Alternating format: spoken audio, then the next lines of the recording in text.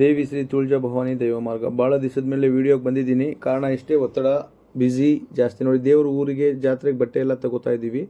So ಊರಿನ ಜನ ನಾವೆಲ್ಲ ಸೇರಿ, ಹಾಗಾಗಿ ಈ ವಿಡಿಯೋ ನೋಡಿ. ನಮ್ಮ ಊರ ಜಾತ್ರೆ 3-4ನೇ ತಾರೀಕು ಇರೋದ್ರಿಂದ ನಾನು ತುಂಬ ಬ್ಯುಸಿ ಆಗಿರ್ತೀನಿ. ಯಾರು ಫೋನು ಅಟೆಂಡ್ ಮಾಡೋಕ್ಕಾಗಲ್ಲ. ಆಮೇಲೆ ಯಾರು ದಯವಿಟ್ಟು 10 ಗಂಟೆ ಮೇಲೆ ನನಗೆ ಕಾಲನ್ನು ಮಾಡಬೇಡಿ. ಯಾಕೆ ಅಂದರೆ ನನಗೆ ನಮ್ಮ ಫ್ಯಾಮಿಲಿಗೂ ಟೈಮ್ ಕೊಡಬೇಕಲ್ವಾ. ಅದಕ್ಕೆ ಯಾರು 10 ಗಂಟೆ ಮೇಲೆ ಫೋನ್ ಮಾಡಬೇಡಿ.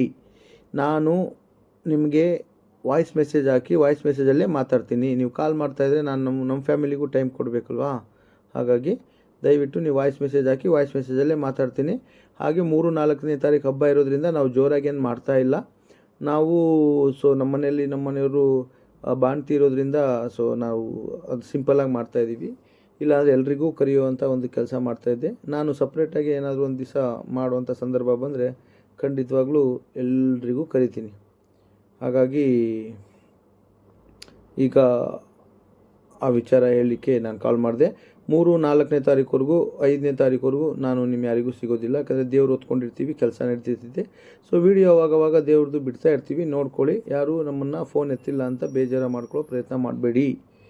ಆಮೇಲೆ ಯಾರು 10 ಗಂಟೆ ಮೇಲೆ ದಯವಿಟ್ಟು ಫೋನ್ ಮಾಡಬೇಡಿ. ನಾವು ನಮ್ಮ ಫ್ಯಾಮಿಲಿ ಜೊತೆ ಚೆನ್ನಾಗಿರ್ಬೇಕಲ್ವಾ, ಅದಕ್ಕೆ. ಓಕೆ. ಹೆಚ್ಚಿನ ವಿಷಯಗಳು, ಇನ್ನೂ ಹೆಚ್ಚಿನ ವನಸ್ಪತಿಗಳ ಬಗ್ಗೆ ಆದಷ್ಟು ಬೇಗ ಬರ್ತೀನಿ. ಎಲ್ರಿಗೂ ಒಳ್ಳೆಯದಾಗಲಿ.